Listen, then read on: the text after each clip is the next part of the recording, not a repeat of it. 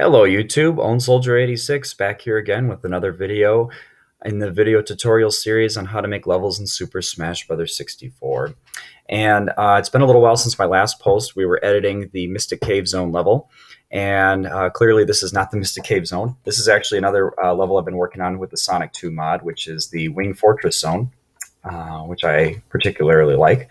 And but this next set of videos is going to be less about making the levels themselves, because we've talked about how to make geometry and how to edit the clipping and how to edit the objects. So now what we're going to do is focus on some of the other more detail-y type things, like how to edit the background and how to adjust music and sound effects and that kind of thing. So what we're going to do first today, we're going to take a look at backgrounds. And what we'll do is make sure that the ROM that we have loaded is also synced up with the quick convert. And I'll show you where that is. Up in the toolbar or the menu here, we have a tools, and then we have a option for preferences. So we're going to go there. And down here to where it says quick convert ROM, we're going to choose the ROM that we have selected right now that we're editing. And I have several ROMs here that I'm working on, but this is the one I'm doing right now, which is the test ROM. So I'm going to make sure that that is the address pointed towards that ROM, and I'm going to say OK. And then from here, we can actually take a look at several of the textures within the game itself. This is kind of a neat little behind the scenes look. So if I go back to that toolbar and go to Image Tools, it's going to take a second to load. But what it'll do is it will load up all the different texture files that the game uses in terms of like backgrounds and menus and even the text itself within the game. So we'll look up here to make sure that my address is pointed towards that correct ROM again, which it is. It's pointing towards the Sonic 2 test. And here you get a little scroll and a little preview of all the different textures that are used in in the game itself. So you got characters select icons, you've got text, you've got backgrounds, you've got splash images, menus, you've got the ending kind of images for each of the different characters, and you can see kind of strangely how they're divvied up from a top portion to a low portion, like Captain Falcon's is here.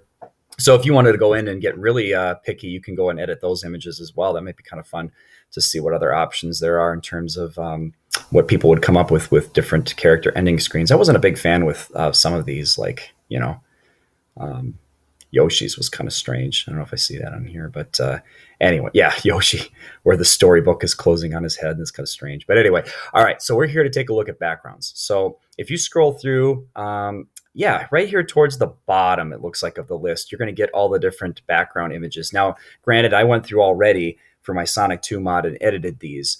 But what you would normally see is you would see the background images for like Peach's Castle or Mushroom Kingdom or Hyrule or, just all the different normal background images. And what we can do is we can go ahead and edit those. What you can do is you can rip the image. So I would just highlight, say, the one we're working on is Wing Fortress. So let's highlight that one, right click, and say Save Bitmap. Okay. And by saving the bitmap, you're going to create the file of the background that you are seeing for that particular level. So the level that I took over for Wing Fortress was the Yoshi's Island level, or Yoshi's Story level. So that would have been the, kind of in the clouds or whatever, that look. And if I save that bitmap, that creates the background file. The size for that file in terms of pixels is 300 by 263. So if I go into my folder here that I have for Wing Fortress, I have that background file. It is sized at 300 by 263. If I have a background file that's a little bit of a different size, I can easily edit it again in paint.net or whatever program you're using to edit textures. And you can resize that to the correct size. Remember to save everything in Pixel Former, just like we talked about before. The BMP files need to be into the correct formatting, okay? And that will get you the background that you need. When you're ready to load that into the game, we'll go in here, we'll click on that one particular file that you want to replace, and we're going to say Replace Image. And we're going to click on the file that we use to replace it. So whatever we created, Wing Fortress, there it is, background 1, sized correctly, we'll say Open, okay? And then that will replace the background file.